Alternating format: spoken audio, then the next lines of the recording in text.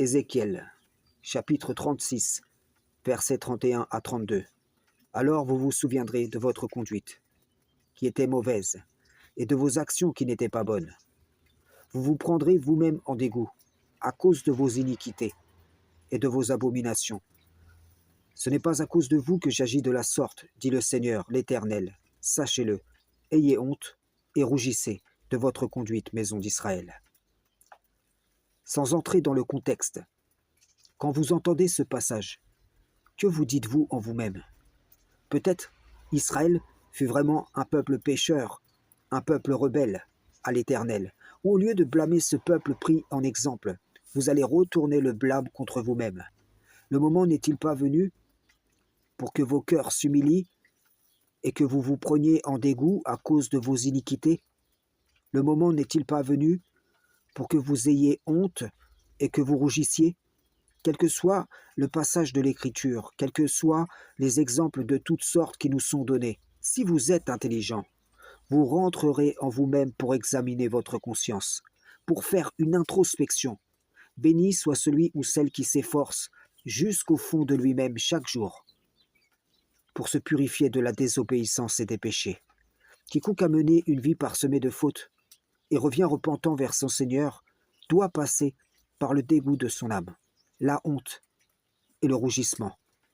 L'ingrat envers Allah, le pervers, l'hypocrite, l'insouciant, l'injuste envers lui-même, fuit ces passages obligatoires au repentir sincère. Il repousse cela au plus loin qu'il peut de lui-même. Il ne veut pas se souvenir de sa conduite, de ses actions qui n'étaient pas bonnes. Il met son cœur en sourdine.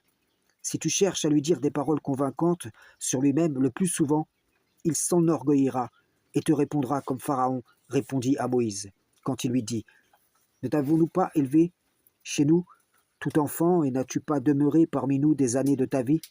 Puis, tu as commis le méfait que tu as fait, en dépit de toute reconnaissance. » Que fit Pharaon?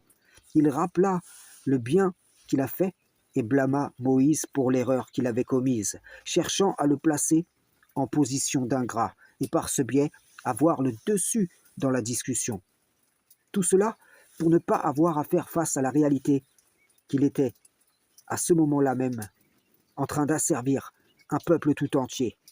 Cet exemple n'est pas anodin et nous montre les traits de l'orgueilleux quand il fuit sa culpabilité. Moïse s'était repenti, il avait obtenu le pardon d'Allah, il était donc légitime dans sa position face à Pharaon. Lorsqu'il lui dit « Voudrais-tu te purifier et que je te guide vers ton Seigneur afin que tu le craignes ?» Vous aussi, il se peut qu'Allah vous envoie celui-ci ou celle-là pour vous proposer la purification, la guider et la crainte, parce que vous êtes dans la capacité de vous regarder vous-même en vérité. Il se peut que, comme Pharaon, vous pensiez que vous faites le bien. Il se peut que, comme il s'est pris pour une divinité, vous fassiez de votre passion votre divinité. Combien ne savent pas, combien ne se rendent pas compte, combien, qu'on les avertisse ou pas, ne croiront jamais. Frères et sœurs en islam, salam, shalom.